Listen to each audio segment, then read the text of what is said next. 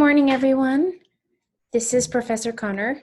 I'm going to do a quick tutorial on the lab this week, just background knowledge. And then hopefully all the questions that you have are answered in the pre-lab material. So to start, I'm going to share my screen. So this PowerPoint is online as well, and I'm recording it so you can read it on the bottom as I go. So welcome to Lab 3, Enzymatic Digestion. This is where we're looking at elements that we take into our bodies and determine how they're broken down and why. The PowerPoint is very basic, so I highly recommend that you review other pre-lab material. Again, this is Lab 3, Enzymatic Digestion.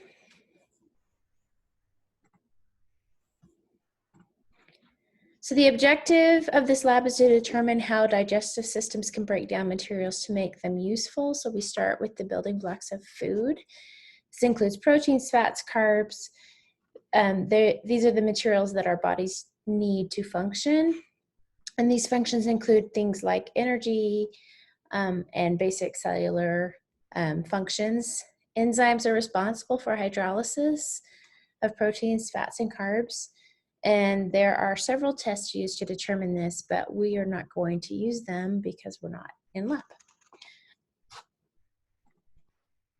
So biomolecules, there are 4 major classes of biomolecules that are broken down into the digestive process. Number 1, carbohydrates is the first category. This biomolecule helps us to give the fast energy the body needs to determine or to do minimum amounts of work. They are broken down into monosaccharides, which are also known as the monomer for biomolecules. Proteins help us to build muscle and other things. So that's number 2. Proteins are broken down into amino acids, which is also the monomers for protein. Lipids are helped to create things such as cell membranes, and those monomers are called fatty acids and glycerols. The last one that we are looking at is nucleic acids, which are responsible for DNA structure. All of these biomolecules are made by dehydration and then broken apart by hydrolysis.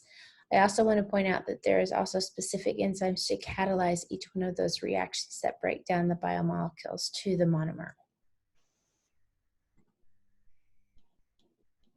The last part of the lecture breaks down the process of digestion into each specific category. So we have mechanical digestion, which involves the initial breakdown of anything that we take in.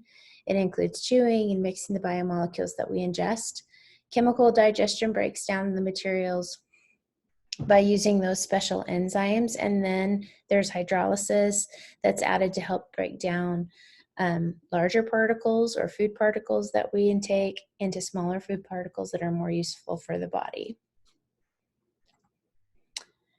The last element requires us to talk about enzymes and proteins that increase the rate in which the reactions to break down substance occur. So a catalyst helps us to speed up the reaction without being used up or altered during the reaction.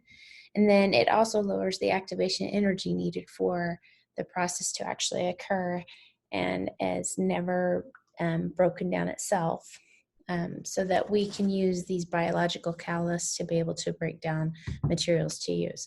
So in this case, if you're looking at the graph, it's kind of like me pushing a big boulder by myself up a hill.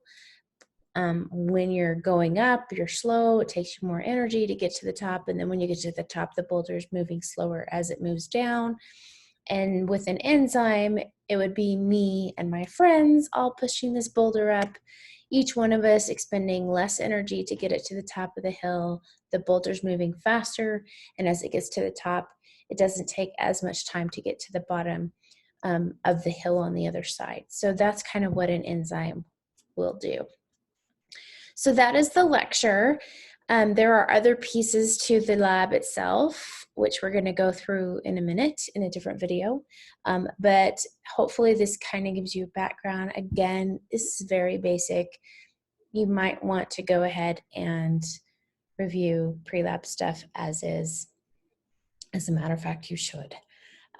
So with that being said, that's the end of the lecture piece. I hope everyone is doing well and staying safe. And if you need help, please let me know. I'm here to help you and not let you fail. So have a great week. We'll see you online.